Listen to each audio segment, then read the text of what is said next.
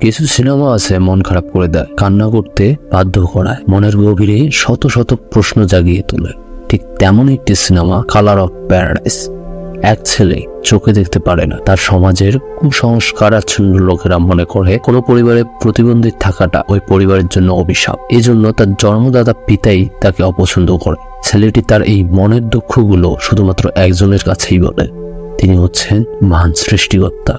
ছেলেটির প্রবল ইচ্ছা সেই সৃষ্টিকর্তাকে একবার হলেও ছুঁয়ে দেখতে চায়।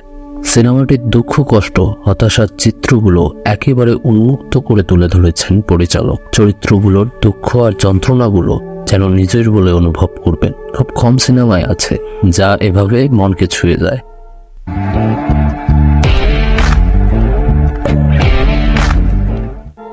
মোহাম্মদ জন্ম অন্ধ একটি ছেলে, তার বয়স 8। সে একটি দৃষ্টি প্রতিবন্ধী স্কুলে পড়াশোনা করায়। গ্রীষ্মকালীন ছুটিতে তার স্কুল 3 মাসের জন্য ছুটি দেয়। দীর্ঘদিন স্কুল ছুটি থাকায় স্কুলের সব ছাত্ররা তাদের বাবা মায়ের সাথে বাড়িতে চলে যায়, কিন্তু মোহাম্মদকে নিতে তখনও তার বাড়ি থেকে কেউ আসেনি। তাই সে মন খারাপ করে একটা বেঞ্চে বসে থাকে। এর কিছুক্ষণ পর মোহাম্মদের কাছে তার একজন শিক্ষক আসে। তিনি মোহাম্মদকে বলে, তোমার বাবা হয়তো বাস মিস করেছেন, তাই আসতে একটু দেরি হচ্ছে। এটা নিয়ে তুমি মন খারাপ করো না, কিছুক্ষণ পরেই তোমার বাবা হয়তো তোমাকে নিতে আসবেন।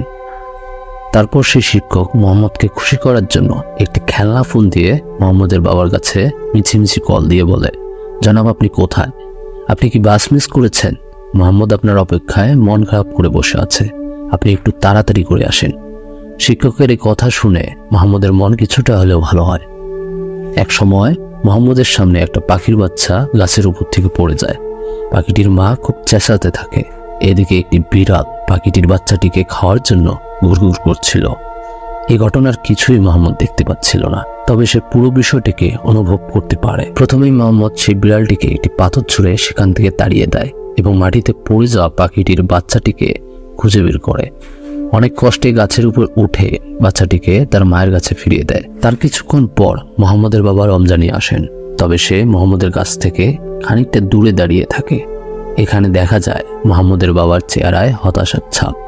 একমাত্র ছেলে, তাও আবার অন্ধ, এ নিয়ে তার চিন্তার শেষ নেই। রমজানি ছেলের সঙ্গে কোনো কথা না বলে সরাসরি হেডমাস্টারের রুমে চলে যায়। সেখানে সে হেডমাস্টারকে অনুরোধ করে মোহাম্মদকে তারা যেন ছুটির সময়টাতেও স্কুলে রেখে দেয়। হেডমাস্টার তাকে বলে, লম্বা ছুটির কারণে স্কুলের সবাই নিজেদের বাড়িতে চলে গেছে, মোহাম্মদকে দেখার মতো কেউ এখানে নেই, তাই তাকে স্কুলে রাখা সম্ভব না। রমজানি নিরুপায় হয়ে মোহাম্মদকে গ্রামে নিজেদের বাড়িতে নিয়ে যেতে বাধ্য হয়।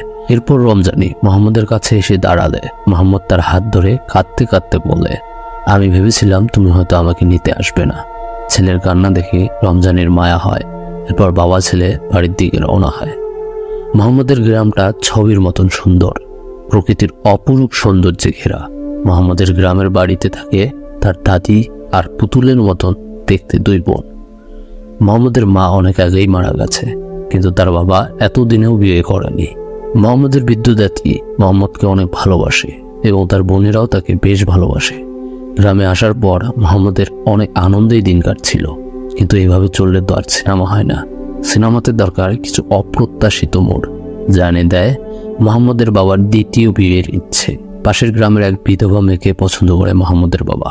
এক পর্যায়ে মেয়ের বাড়িতে প্রস্তাবও নিয়ে যায় রমজানি। মেয়ের পরিবারের লোক রমজানির প্রস্তাবে রাজি হয়, কিন্তু তারা জানে না যে তার একটি অন্ধ ছেলে আছে।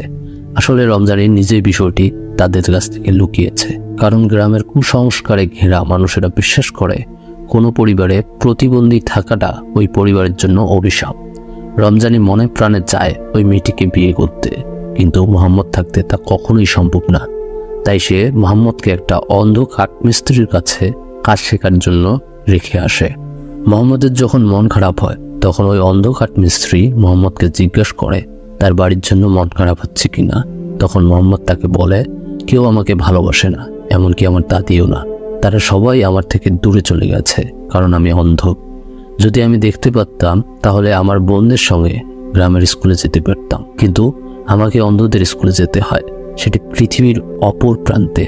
আমার শিক্ষক বলেছিলেন আল্লাহ অন্ধদের বেশি ভালোবাসেন, কিন্তু আমি তাকে বললাম যদি তাই হতো তাহলে তিনি আমাকে অন্ধ বানালেন কেন, যাতে আমি তাকে দেখতে না পারি? আমার শিক্ষকের উত্তরে বলেন আল্লাহকে দেখা যায় না, আল্লাহ সব জায়গায় আছেন, আমরা তাকে অনুভব করতে পারি।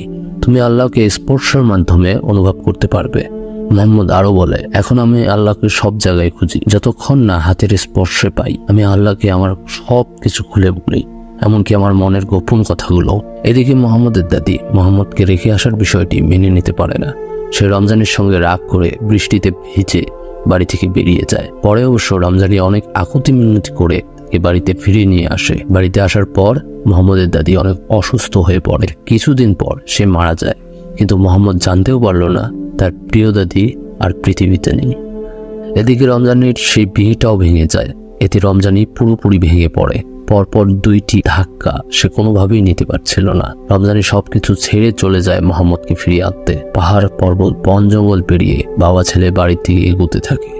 এক সময় তারা একটি কাঠের ব্রিজের সামনে চলে আসে। ব্রিজটি দেখে মনে হচ্ছিল বেশ নড়বড়ে। তারা ব্রিজের উপরে ওঠে। মোহাম্মদ ছিল ঘোড়ার পিঠে আর তার বাবা ঘোড়াটির লাগাম ধরে সামনে এগিয়ে যাচ্ছিল।